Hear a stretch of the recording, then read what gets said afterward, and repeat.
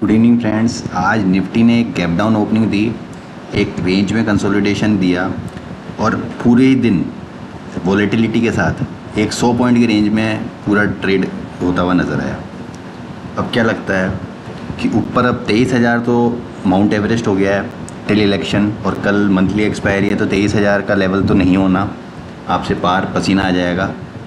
नीचे सपोर्ट कहाँ है? नीचे सपोर्ट है ये head and shoulder pattern, something like ऐसा कुछ बन रहा है, और उसकी नेकलाइन टूटती है तो वो 22,500 तक जा देती है।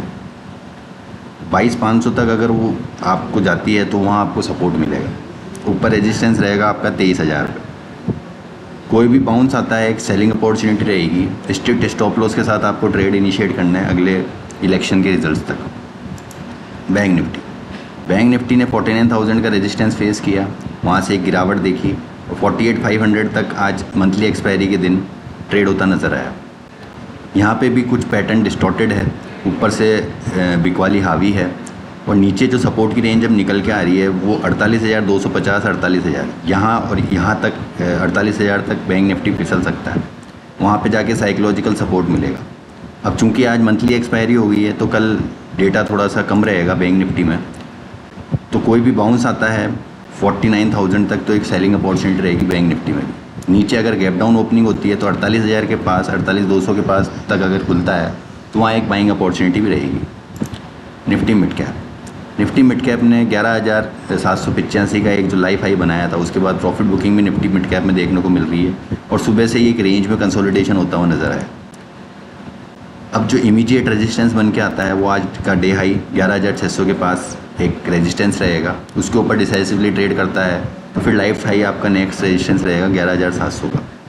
नीचे सपोर्ट के तौर पर 11,350 से 11,450, ये अगले 100 पॉइंट की रेंज सपोर्ट का काम करेगी निफ्टी मिड कैप।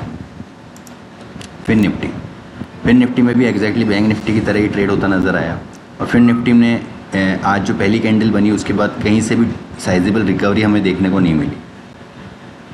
अब जो नेक्स्ट लॉजिकल टेक्निकल सपोर्ट आता है वो आपका 21,400 21,500, ये नेक्स्ट 100 पॉइंट की रेंज सपोर्ट का काम करती है, और अगर वो तोड़ देता है जो कि यहाँ तक 21,400 यहाँ तक अगर आता है तो फिर आपका 21,000 तक जो नीचे का फॉल है वो ओपन हो जाता है, रास्ता खुल जाता है, वहाँ तक फिर निफ्टी जाने का अटैम्प्ट कर सकता है।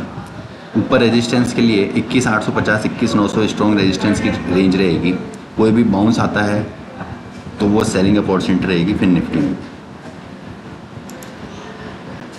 क्रूड ऑयल की जहाँ तक बात करते हैं तो क्रूड ऑयल में से ही हमने एक देखी है, सुबह से एक मोमेंटम देखने को मिल रहा है, और क्रूड ऑयल में अब नेक्स्ट रेजिस्टेंस है। क्रूड ऑयल में नेक्स्ट रेजिस्टेंस आपका बन के निकल के आता है 6,774 का। तो फ़िलहाल के लिए कोई ट्रेड नहीं है, ट्रेड हम लेंगे अगर कोई डिप आता है।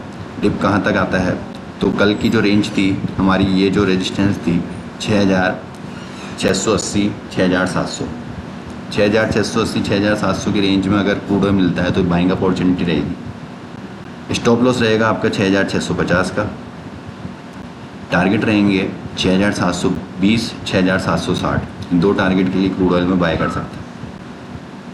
डिस्क्लेमर है, अपने फाइनेंशियल एडवाइज़र से, ब्रोकर से एडवाइस लेके स्ट्रिक्ट स्टॉप लॉस के साथ ट्रेड करें।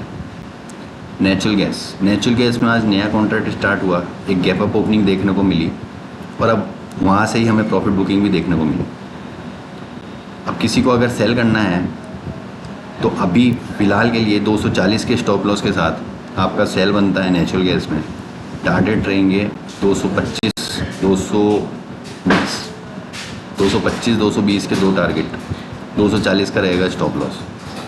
बाय करना है तो बाय 220 के आसपास तक का वेट करना पड़े, तो नेचुरल गैस में वेट कर सकते हैं। नेचुरल गैस में आज के लिए वेट कर सकते हैं, क्योंकि ये गैप अप जो ओपनिंग मिली है ये काफ़ी बड़ी ओपनिंग है, और इसमें आप कोई सा भी ट्रेड लेते हैं तो दोनों तरफ आपका स्टॉप लॉस हिट होने के चांस है। तो नेचुरल गैस में वेट एंड वॉच है। डिसाइसिवली अगर 240 के ऊपर निकल जाता है तो 260-70 तक के लेवल दिखते हैं, और नीचे 210 तक का एक सपोर्ट, वहाँ से गैप फिलअप करने के लिए नेचुरल गैस नीचे भी आ सकता है। तो ये दोनों तरफ के ट्रेड नेचुरल गैस में बनते हैं। अब अगर देखें डाउ फ्यूचर्स का, तो डाउ फ्यूचर्स डाउन है, सुबह से ही एक डाउनफॉल दिखा रहा है। डाउ फ्यूचर्स का नेक्स्ट टेक्निकल सपोर्ट जो बन के आता है वो तकरीबन 38,300 के आसपास आता है। तो ये कुछ व्यू था इंडेक्स पे, स्टॉक्स पे, कमोडिटीज़ पे।